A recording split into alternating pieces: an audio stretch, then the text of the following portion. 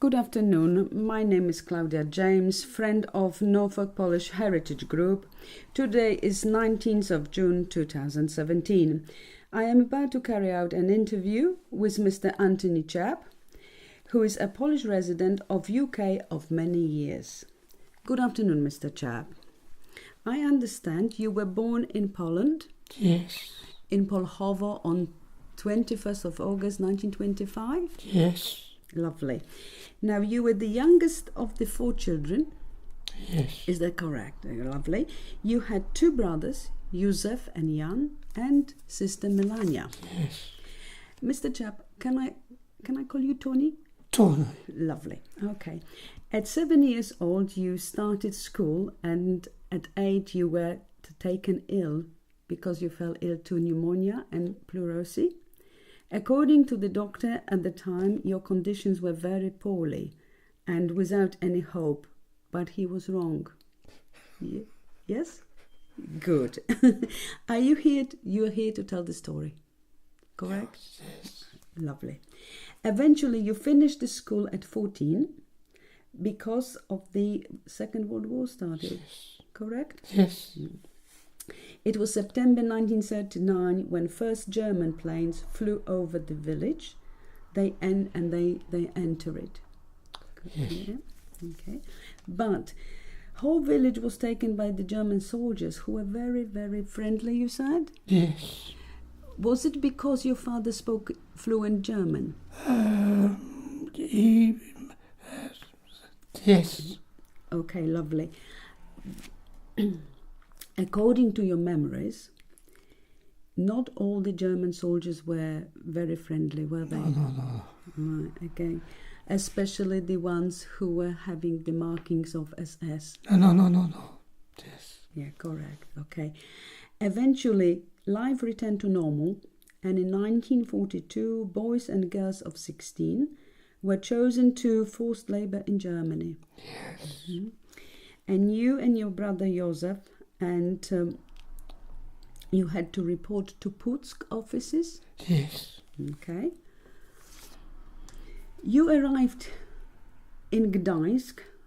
Gdańsk was at that time a very neutral city, but funny, it was more German than Polish. Yes. Correct? Yeah. And there you were picked by a farmer who wanted you to work on the big farm. Yes. Correct? Lovely. Your job was to feed and clean the pigs. Yes.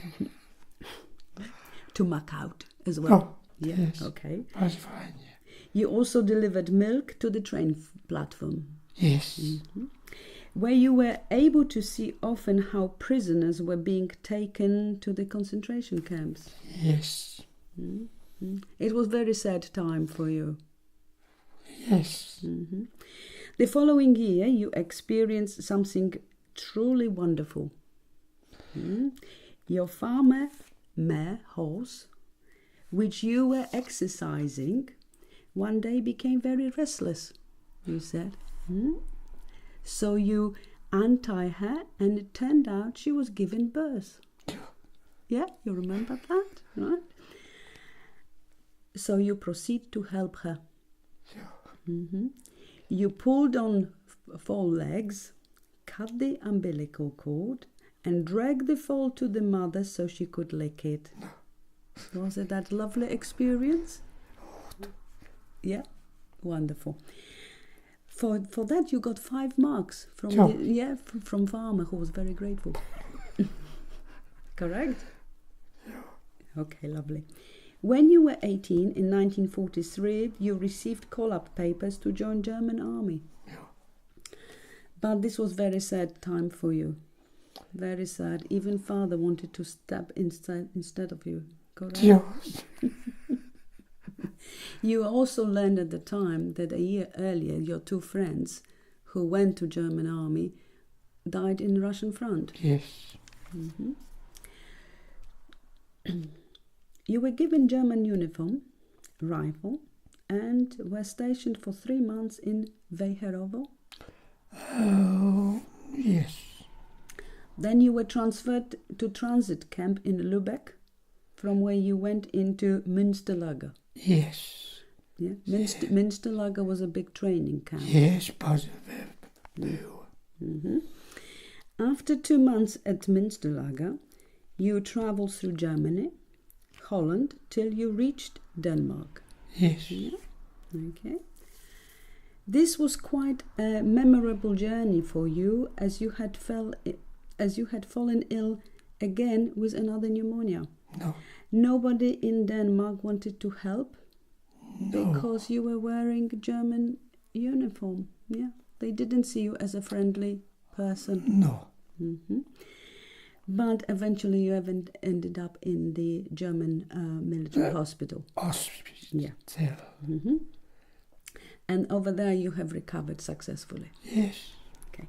2 months later you followed your company to Oslo in Norway.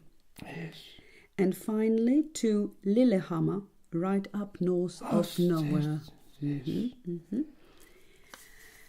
And then your company was rushed back to Oslo to join German forces in France yes, as British invasion has started.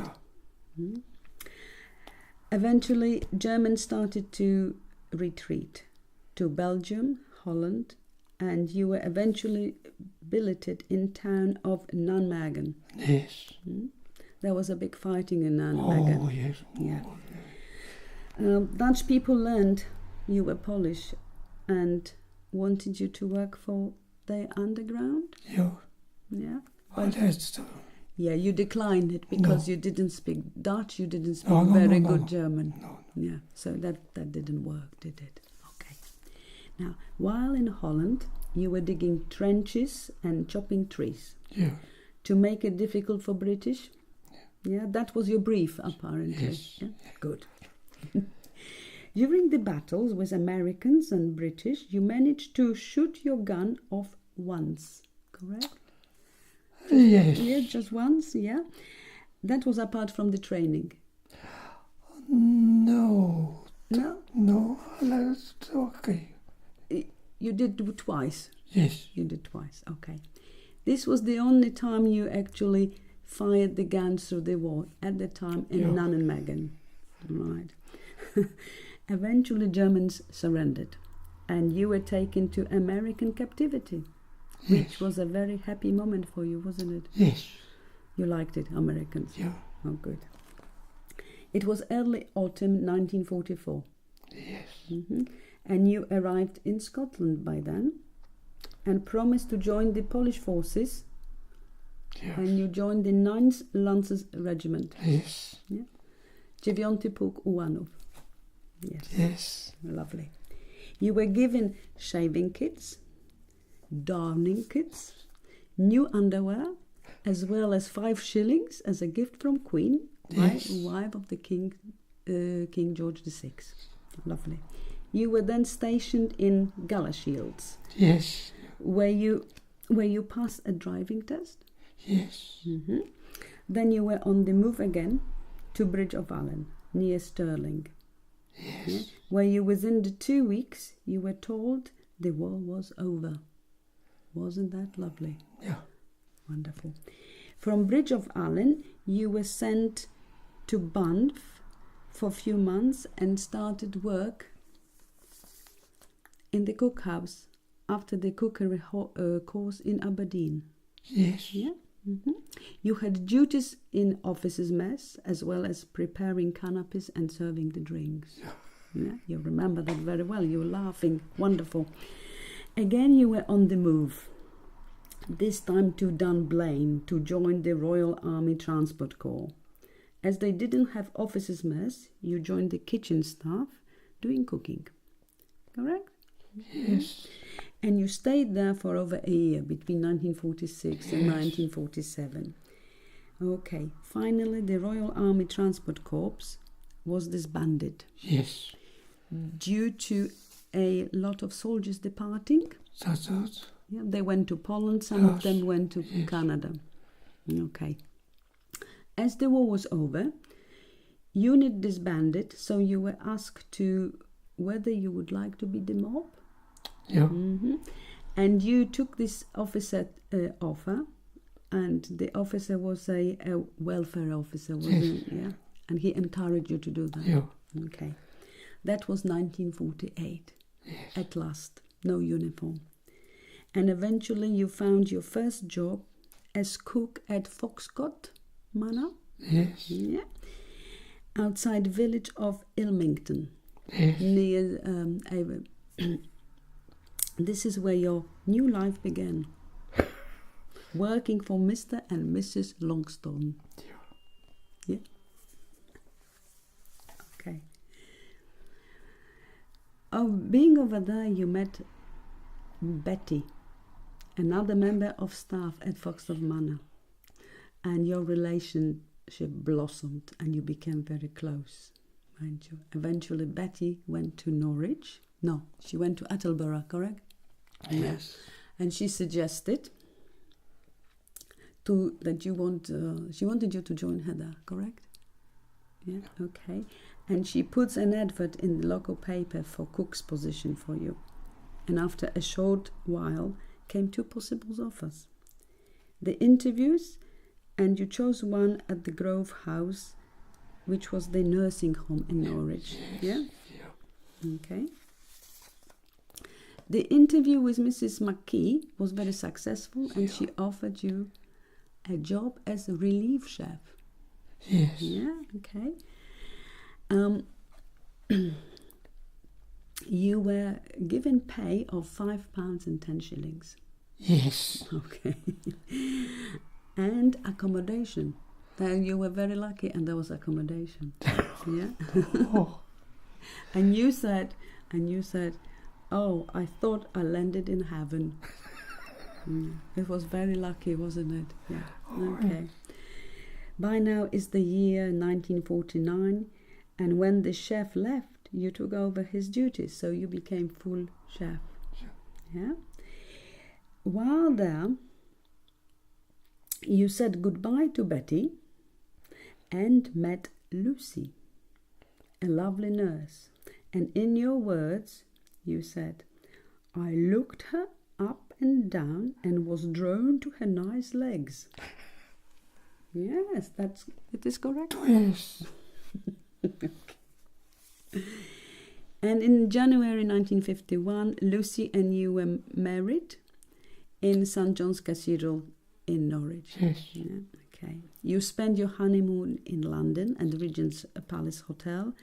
The honeymoon didn't last very long, about 3-4 days. Oh. Because the job was calling you back. Correct. Mm-hmm. As you lived with Lucy's parents, you got yourself a pay rise to £7.10. Then came along your children. You had Antoni in May 1951, David in March 1953, and Sharon in March 1955. Yes. Okay. In 1954, you bought a house in Jeffrey Road. Yes. Mm-hmm. Without a mortgage. That was very good, I must say. As you had savings of £700. Yeah. And then Auntie Elsie has given you another £400 to meet up. Yeah. Correct? Yes. Good, lovely. With introduction of NHS in 1949, there was less and less patients in the Grove House. Yes. So it was decided to be closed. Right. Then you were without work. So at first you saw advert for a job at the Norfolk News. Yes. It was job in canteen. Yes. The only thing is the hours were very unusual because it was 7 p.m. in the evening till 3 a.m. in the morning. Yeah. Okay. So you were not doing the job for too long, because then came the chef you knew from your past employment. Yeah. And he asked you to help him out at the Royal Hotel in Norwich. Yes. Right, and he wanted you to give him a hand between much more reasonable hours, because that was 9 a.m. till 3 p.m. And you stayed there for how much? 18 and a half hours. 18 and a half years. Yeah, that was quite a long time. Yeah. Okay. In the meantime, you managed to get allotment where you kept rabbits, but I know the rabbits got stolen, didn't they? No.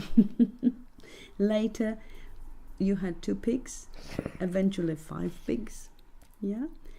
And when you saw that might be a good business, so you sold your pigs to the butcher who was delivering meat to the hotel, yeah. In 1966, after a visit to Poland, you decided to go into business of rearing pigs properly. Yeah. And be your own boss at last. Lovely. You had to sell Jeffrey Road, and with the help of bridging loan, you managed to secure bidding of the furs where we are at this moment. Yeah. Yeah, that is your present home. Yes.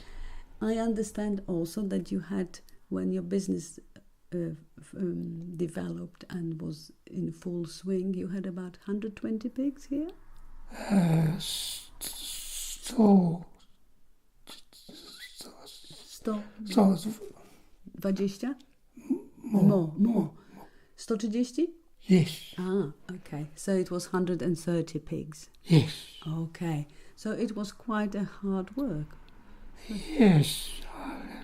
Okay. Yeah, it was okay. Yeah. Because to feed them, you went to hotel No. to collect the pig swill, and came over here to feed them with it, which was a very, very enterprising idea, wasn't it?